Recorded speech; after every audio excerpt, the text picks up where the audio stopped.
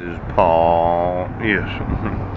I'm just looking at this perjury, the false testimony, the telling of an untruth when acting as a witness in a court proceeding, the making of a false statement in an affidavit, the willful swearing to a falsehood in a matter before a court. Perjury occurs when someone has taken an oath to tell the truth and then knowingly tells an untruth. Ooh, lying under oath.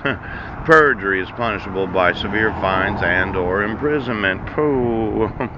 Now these matters before a court, perjury occurs when someone has taken an oath. You would think that any petitioner that petitions a court for a dissolution of marriage would never lie about what they actually did. But when you motion the court for a default dissolution of marriage because you said that you didn't get the documentation as a response to the dissolution within the 90 days required by law, then the court commissioner says, oh, order of default. Now, as soon as you lie in a court of law, yes, it's perjury. I told you it was a crime? Yes. You cannot motion a court for a default dissolution of marriage when you know that the respondent responded within the 90 days allowed, and the court cannot allow for perjury on the part of the petitioner. But you did. Didn't you, Brent?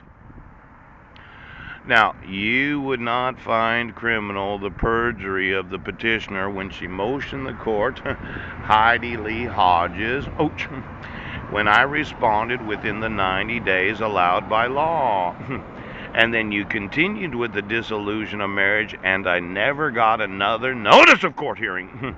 Now, that's a Class B felony kidnapping. Oh, and for Judge Rohr to issue the dissolution of marriage, when the petitioner said, well, I sent him the notice, I don't know why he didn't get it. But the mail was returned unclaimed.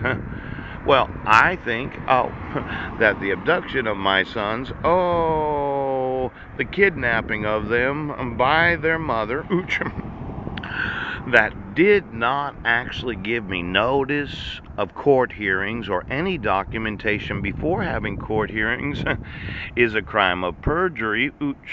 Now, for the judge to say, well, he'll just have to motion the court if he has a problem, I would say it's perjury on the part of Judge Rohr, Judge Porter, Brent Basin, and that's court commissioner.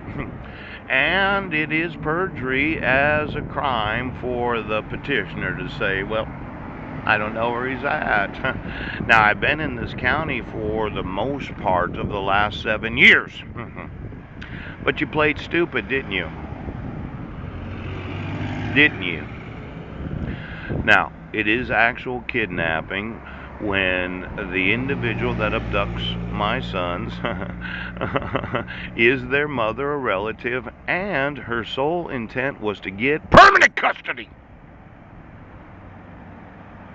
Now, who's been lying to the court, Brent?